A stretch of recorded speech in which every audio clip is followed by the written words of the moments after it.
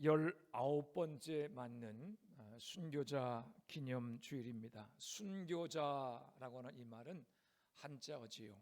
목숨 바칠 순자에 가르칠 교자를 씁니다.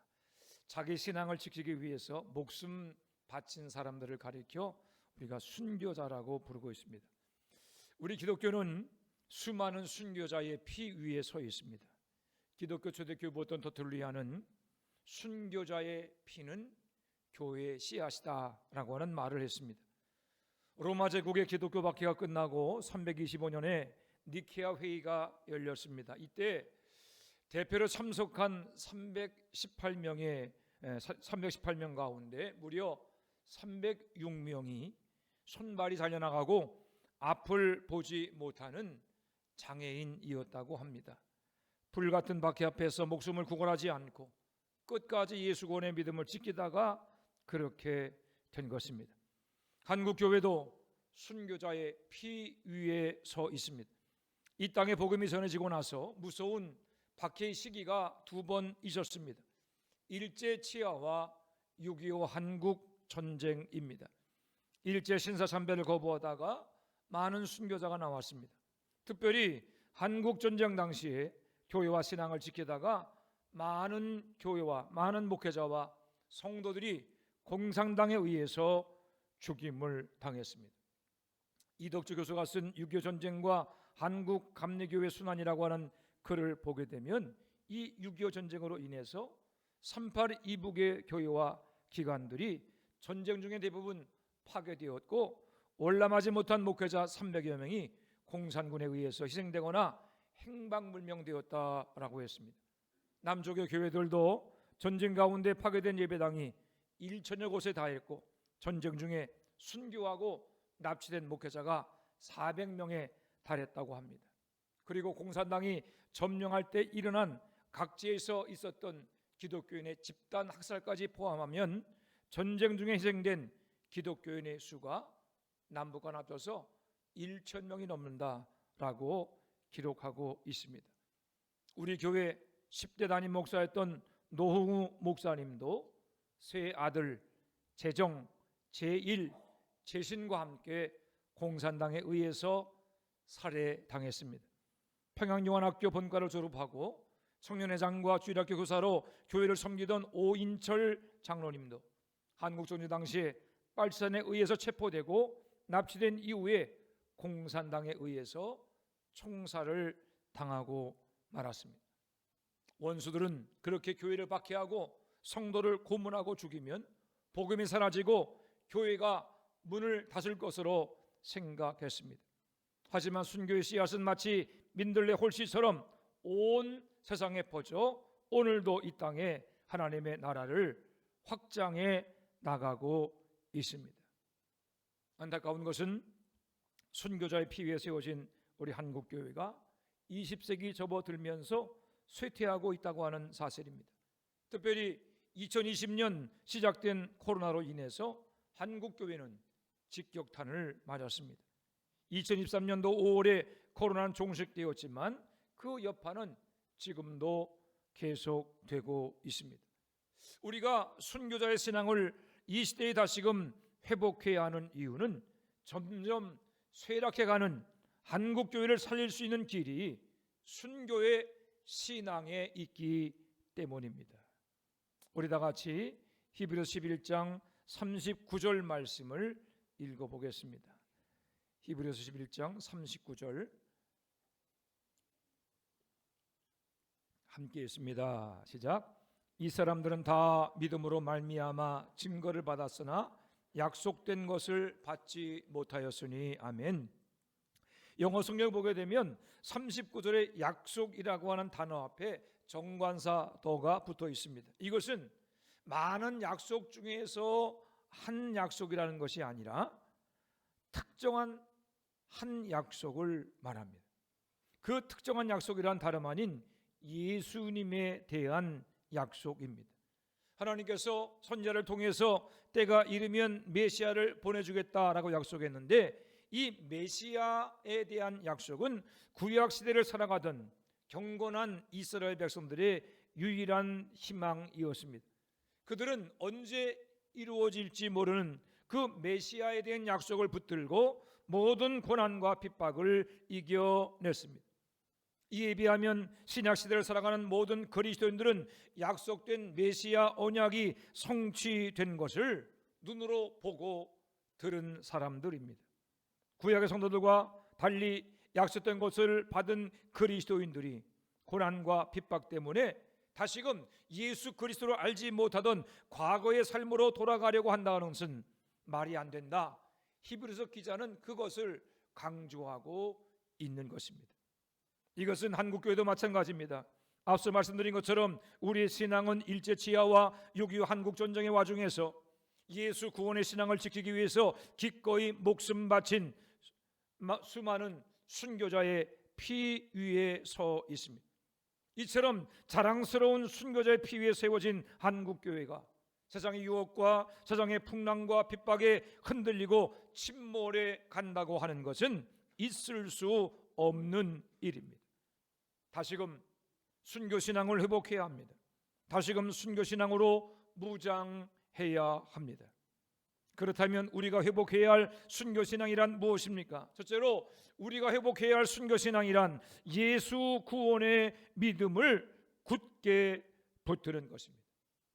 세상에 가치 없는 목숨이란 없습니다. 모든 생명은 단 한 번밖에 없기 때문에 귀할 수밖에 없습니다. 무엇과도 바꿀 수 없는 것이 바로 우리의 생명입니다. 그런데 순교자들은 예수 구원의 복음을 지키기 위해서 한 번밖에 없는 자신의 목숨을 기꺼이 바쳤습니다. 복음을 버리면 목숨을 살려줄 것이라고 하는 회유와 핍박 앞에서도 목숨은 버릴지언정 주님을 버리지 않았습니다. 목숨이 아깝지 않았기 때문이 아닙니다. 단 하나뿐인 목숨보다 더 귀한 것을 바라볼 줄 아는 믿음의 눈이 열려 있었기 때문입니다. 목숨보다 더 귀한 것, 그것은 바로 예수 구원의 복음으로 얻게 된 영생입니다. 예수를 믿음으로 죄사함 받고 의롭다 인정을 받아 영원한 생명을 얻게 된 구원, 그것이 바로 복음의 본질입니다. 초대교회 성도들은 예수 복음으로 얻는 구원, 영원한 생명에 대한 분명한 믿음이 있었습니다. 이 믿음으로 고난과 핍박과 죽음을 이겨냈습니다. 기독교 최초의 순교자는 스데반입니다. 스데반 집사가 복음을 전하다가 유대 종교 지도자에게 붙잡혀서 재판정에 서게 되었습니다. 스데반이 자신이 믿는 예수 구원의 복음을 자신을 해치려고 하는 유대인들 앞에서 당당하게 증언했습니다. 그가 복음을 증언하다가 이렇게 말합니다. 보라, 하늘이 열리고 인자가 하나님의 우편에 서 계신 것을 보노라. 스데반의 증언을 들은 유대인들은 귀를 막고 스데반을 돌로 치기 시작했습니다. 스데반은 이 죄를 저들에게 돌리지 마옵소서라고 하는 말과 함께 주 예수여 내 영혼을 받으시옵소서라고 하는 말을 남기며 돌에 맞아 순교했습니다. 스데반은 무엇을 보았습니까? 부활 승천하신 예수님이 하나님 우편에 서 계심을 보았습니다. 스데반은 어떤 믿음을 가지고 있었습니까? 예수 구원, 예수 영생의 믿음을 가지고 있었습니다. 예수 구원의 믿음은 스데반만의 믿음이 아닙니다. 초대교회 성도들은 언제 어떻게 죽음을 맞을지라도 영원한 천국에 들어갈 수 있다고 하는 영원한 천국에 대한 확신이 있었습니다. 이 예수 구원의 믿음으로 고난과 핍박을 이기고 죽음을 이기는 최후의 승리자가 되었던 것입니다. 오늘 본문에도 히브리서 기자는 믿음의 주요 온전케 하시는 이인 예수를 바라보자라고 말합니다. 그리스도 예수를 믿는 신앙의 목표를 분명히 하며 살라는 것입니다. 예수를 믿는다고 하는 것은 이 세상의 목표를 두는 것이 아닙니다. 우리의 목표는 잠깐이다 사라질 이 세상이 아닙니다. 우리의 목표는 영원한 천국입니다. 디모데후서 3장 1절은 마지막 때를 일컬어 고통을 당하는 때라고 말했습니다. 우리가 예수를 믿는 이 신앙을 지키기가 점점 어려워지는 때를 살고 있습니다. 세상은 하나님을 부인하고 복음을 조롱하며 신앙을 지키려고 하는 성도들의 거룩한 삶을 비아냥거리고 있습니다. 그러나 이 모든 고난과 핍박, 세상의 조롱과 비난에도 불구하고 우리가 분명히 붙잡아야 할 것은 예수 구원의 믿음입니다. 스데반처럼 열린 하늘을 바라보고 그곳에 서 계신 우리 주 예수 그리스도를 바라보는 믿음을 잃지 말아야 할 것입니다. 천국이 있고 지옥이 있습니다. 영생이 있고 영벌이 있습니다. 안개가 없고 불 같은 우리의 인생이 끝나면 우리는 주님 앞에 서게 될 것입니다. 하늘 보좌에 계신 믿음의 주님, 우리를 온전케 하시는 예수 그리스도를 날마다 바라보는 여러분들이 되시기를 바랍니다.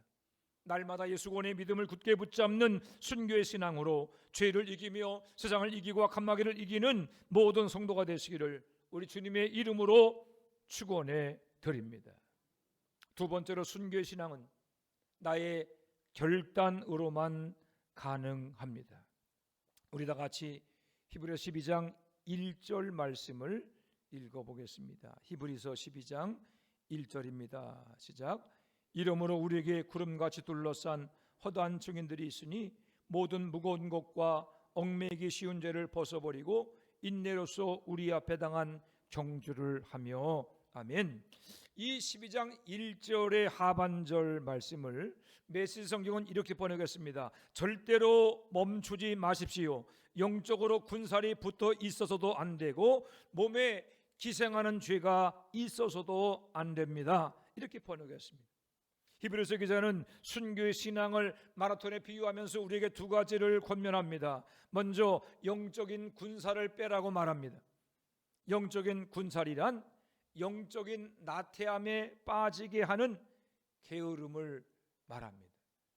열심을 잃어버리고 그저 게으르고 그냥 습관적으로 살아가는 신앙생활, 감동도 없고 은혜도 없는 습관적인 신앙생활을 말합니다. 이런 영적인 군살을 빼라고 하는 말과 함께 버려야 될 또 한 가지가 얽매이기 쉬운 죄입니다. 메시지 성경은 얽매이기 쉬운 죄를 우리 몸에 기생하는 죄라고 번역했습니다. 이 기생한다고 하는 것은 우리 몸에 몰래 숨어 있는 것, 그런 것들을 말합니다. 우리가 기생충이라고 말하게 되면 내 몸 안에 있지만 있는지 없는지 잘 모르지요. 이것처럼 기생하는 죄란 내 안에 숨어 있어 잘 발견되지 않는 은밀한 죄를 말합니다. 우리가 두려워할 것은 사실 눈에 보이는 죄들이 아닙니다. 정말 우리가 두려워할 것은 나도 모르게 빠지는 죄, 마치 죄가 아닌 것처럼 생각하는 죄입니다. 습관적인 죄일 수도 있고 그럴 수 있지라고 말하며 관행이라고 하는 이름으로 행하는 그런 죄들도 있습니다. 예를 들어 지금 감리교회를 병들게 하는 공공연한 죄는 부담금을 속이는 거짓입니다. 각 교회가 지방회와 연회와 총회 운영을 위해서 내야 할 부담금이 있습니다. 각 교회에 부과되는 부담금은 일반 경상비에 부과되는 교단의 세금과 같은 것입니다.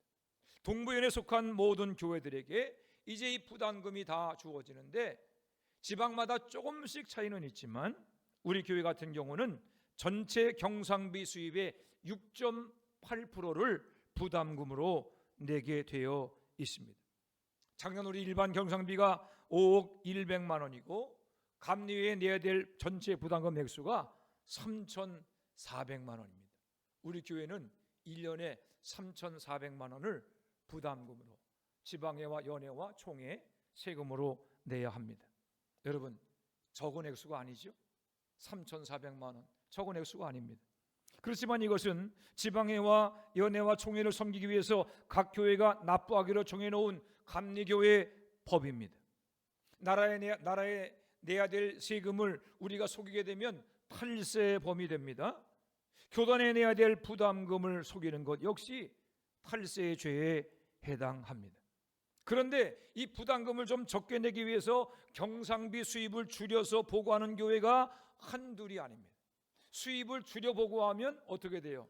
부담금 액수가 줄어들게 되죠. 그렇기 때문에 부담금을 적게 내기 위해서 이 경상비 수입을 줄여 보고하는 교회가 한둘이 아니라는 겁니다. 심지어 이름을 대면 알만한 서울의 대형 교회는 한 해 1년 11조의 수입을 영원으로 보고한 그런 적도 있습니다. 수십억 11조가 들어와도 부담금 때문에 우리가 11조 한 사람 한 분도 내지 않았습니다. 이렇게 보고한 거지. 지금도 많은 교회들이 경상비 수입을 줄여 보고하는 것을 관행이라고 생각하지 죄라고 생각하지 않습니다. 부담금을 아껴야 되니까, 덜 내야 되니까 그럴 수 있지, 그러면서 그냥 그렇게 넘어가고 있습니다. 결산액을 제대로 보고하는 교회를 바보라고 생각할 정도가 되었습니다. 거짓이 일반화되어서 감리교회 안에 숨은 죄가 된 것입니다.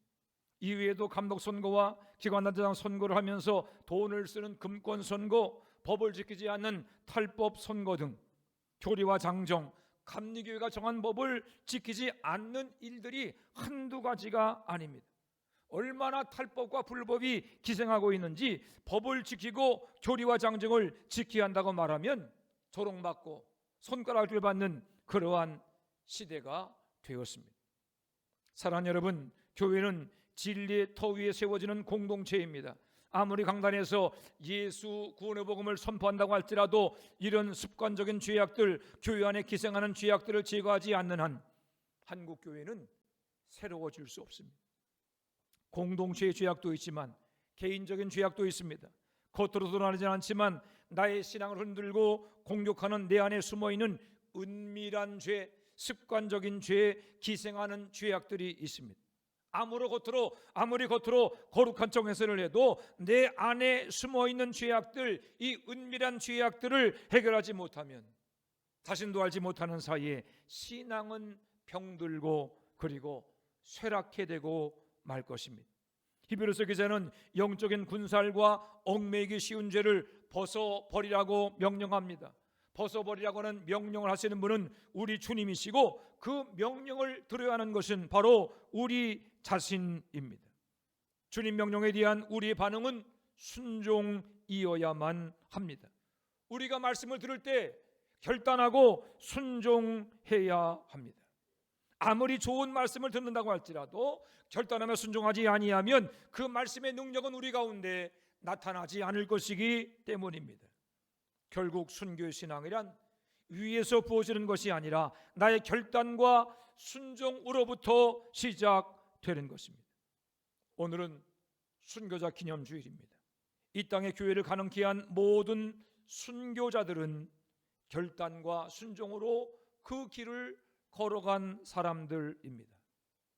누군들 살고 싶지 않았겠습니까? 누군들 고난과 핍박이 좋고 죽음이 좋아서 그 순교의 길을 걸어갔겠습니까?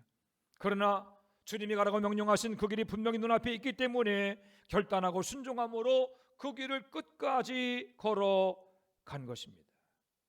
예수 구원의 믿음으로 죽음 넘어 영원한 천국을 바라보고 매일 주님께 순종하며 주의 말씀을 따라가는 결단으로 순교자의 반열에 오르게 된 것입니다. 저는 순교자의 피에 서 있는 우리 화천제일교회가 다시금 순교신앙으로 새로워지게 되기를 바랍니다. 성령께서 우리 모두에게 이 세상을 넘어서 천국을 바라보는 예수 구원의 확실한 믿음을 주시기를 기도합니다. 나태함과 게으름의 영적인 군살과 우리 안에 숨어있는 은밀한 죄악들, 습관적인 죄악들 회개함으로 단호하게 잘라낼 수 있게 되기를 바랍니다. 그리함으로 세상의 풍랑과 세속과의 물결을 거슬러 영원한 천국 향해서 나가는 우리 화천제일교회와 모든 성도가 되시기를 주님의 이름으로 축원해 드립니다. 기도하겠습니다. 하나님, 은혜와 사랑을 감사합니다. 예수 복음을 위해서 참으로 생명 바친 순교자의 피에 우리 화천제일교회와 이 나라의 교회를 세우심을 인하여 감사를 드립니다. 아버지 하나님, 우리에게도 순교의 신앙을 허락하여 주시옵소서. 예수 구원, 예수 영생의 분명한 믿음을 가지고 세상 넘어 영원한 천국을 바라보는 영적인 눈을 열어 주시옵시고, 주님께서 말씀하실 때에 그 말씀을 듣고 깨닫고 순종하는 결단으로 말미암아 우리에게 주어진 영원한 생명의 좁은 길을 끝까지 걸어가는 모든 성도들 되게 하여 주옵소서.